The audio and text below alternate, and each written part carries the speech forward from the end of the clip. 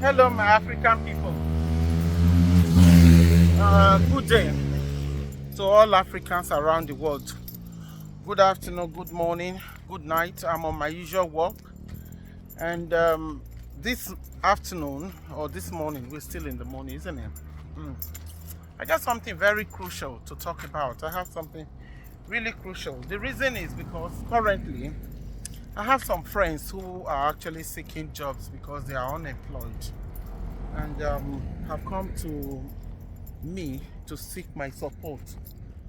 And as usual, I have been phoning around asking people if they know of anywhere there is vacancy for the roles for which they think they are confident.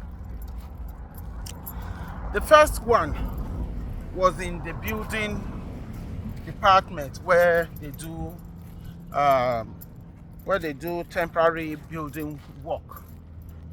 I approached somebody and the person told me, I'm sorry, I wish I could help, I can't. That when these Eastern Europeans they are employed in such places, they try and lock out Africans.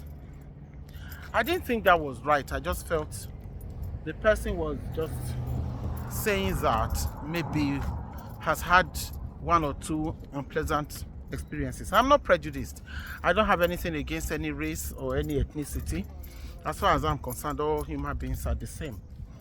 However, I spoke to a second person and I got the same thing. They say once there are Eastern Europeans in any of these building sites, they do their best to lock out Africans. They don't care.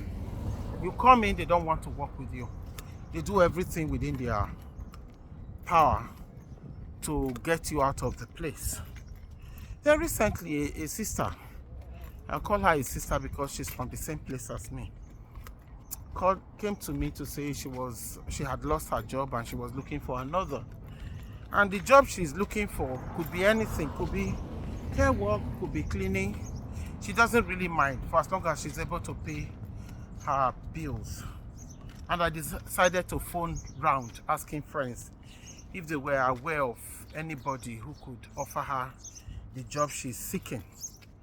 And one of my very good sisters, a Christian sister that I've known for years, told me, I said, sister, sorry, where I work, because I know she does cleaning with Tesco, which is a big company. And I said, that's your cleaning job in Tesco. Do you have vacancies? She said, my sister, even if there were, they would not give to us.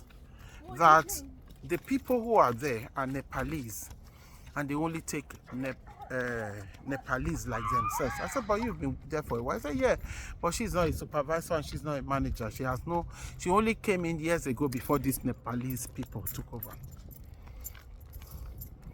And also, somebody recently told me, said before then, let me talk. When I first came to England in the early 90s, on the high streets were all manner of people.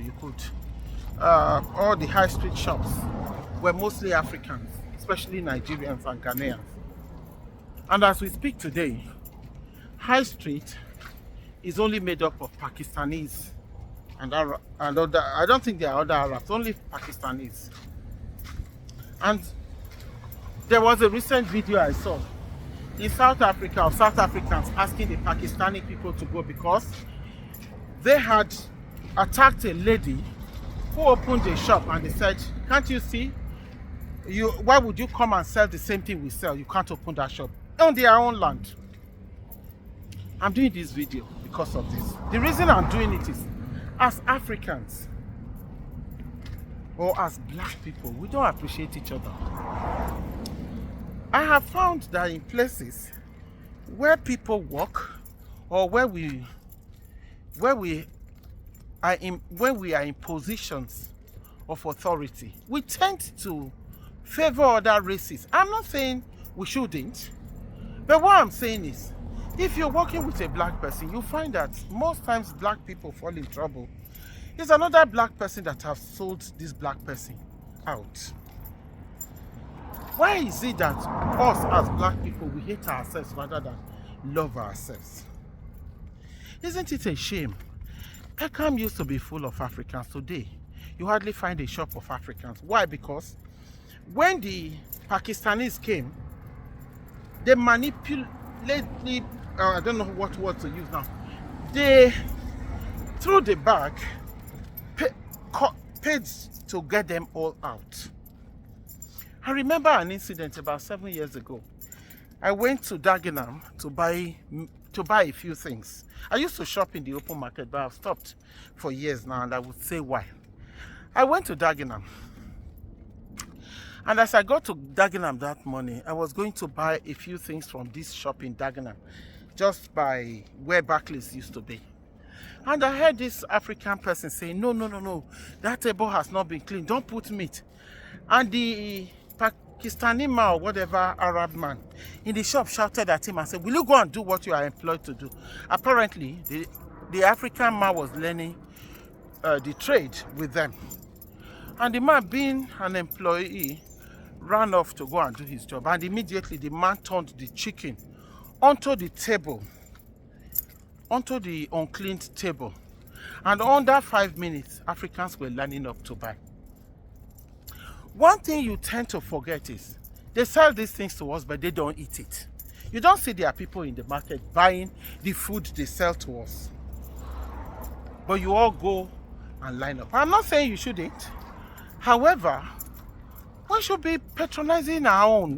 I have made the firm decision, the conscious decision of going to African warehouses. I do that because I have to also support my people to succeed. Any money they make in this country is going back to Africa. So wherever I find an African shop that is run by an African person, that is where I will do my shopping. Now, back to the subject at hand. They are systematically pushing us out of employment. The Oyibo themselves won't do that. They don't. If you qualify for that job, you merit it, you go for interview and you qualify, you are offered that job without any prejudice. But the news coming to me are quite bad. If Eastern Europeans are doing building work, they won't allow any African or anybody else in their midst. They won't do it with the English or white people, but they will do it with Africans. Pakistanis they want to open shop, they go and pay the landlord of the African trader and make sure they pay much bigger, so that one is evicted for them to take the space. Yet, our African people, we have property, but we prefer to give it to these people. And that is why today, you see on our high street, you hardly see an African shop. Most of our people have been frustrated out of business. They do it in a way you cannot prove. I've seen so many of them. I've heard from so many of them. There was even a time they were setting them up by putting some of the things that were not approved by government in their shop and setting them up. And most of those big shops that were in Peckham closed one after another. So one day I saw a video of a young lady who was screaming and shouting, "Man, I can't see this high street, oh! All these Arabs are selling our food. They are selling our food." And I looked at her and said, "Stupid JJC." She didn't even ask information, but she was screaming and shouting. Some of us have been here long enough to know the truth, that these people are quite manipulative. Not obvious to the government, because like as I'm doing this now, a lot of people will come onto my page to say nonsense. But it's okay. I'm fine. I can cope with that. My name is Ceci Duchess. Like I always say, our people are being oppressed, out of business. They are being pushed out.